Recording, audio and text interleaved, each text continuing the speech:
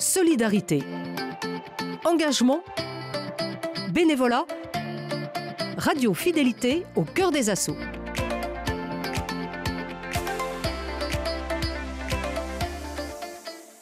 Pour ce dernier épisode de la saison 2024-2025, nous retrouvons l'association Supporter, active depuis 2017. Elle agit pour un sport plus responsable à travers des projets sociaux et environnementaux.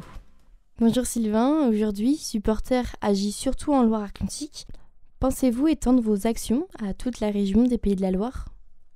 Alors il y a des réflexions qui sont à l'étude. On est sollicité par d'autres collectivités ou par d'autres départements, plutôt sous une démarche de sensibilisation et d'accompagnement maintenant. Pour le moment, j'ai envie de dire.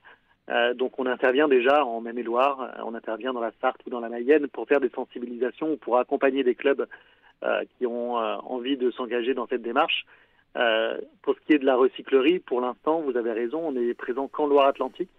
Mais on a des projets peut-être à court ou moyen terme pour essaimer sur d'autres territoires, d'abord en Loire-Atlantique et pourquoi pas demain dans la région. C'est important de continuer sur cette démarche pour avoir le plus de transition écologique dans ces petits clubs amateurs.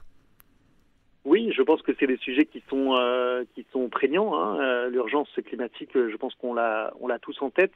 On ne sait pas toujours très bien comment y contribuer directement. Alors, je pense que l'écologie des petits gestes, elle est importante. À chacun à son niveau de faire. Mais on a aussi besoin de direction, de stratégie pour engager le maximum de personnes. Je le disais à la conférence régionale du sport, c'était l'un des axes majeurs de son projet sportif de territoire, d'encourager à l'éco-responsabilité dans le sport. Ça se traduit par cet accompagnement que Supporter propose aux clubs amateurs. Et je pense qu'on a besoin d'un vrai changement là-dessus. On sait bien que le climat politique, économique actuel, il est compliqué. Je pense qu'il ne faut pas perdre de vue quand même ce cap et ces enjeux globaux de transition parce que, je le disais en préambule, le sport sera l'un des secteurs directement touchés par un réchauffement climatique si on ne fait rien. Donc c'est maintenant qu'il faut agir. Merci beaucoup d'avoir pris le temps. Ouais. Oui, très bien.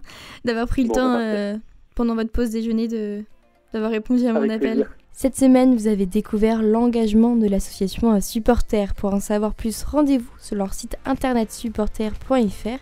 À partir de lundi, Au cœur des assauts fait une pause estivale, mais ne vous inquiétez pas, on se retrouve dès le 30 juin pour une toute nouvelle émission, l'été en Loire-Atlantique avec Clara et toute l'équipe de Radio Fidélité.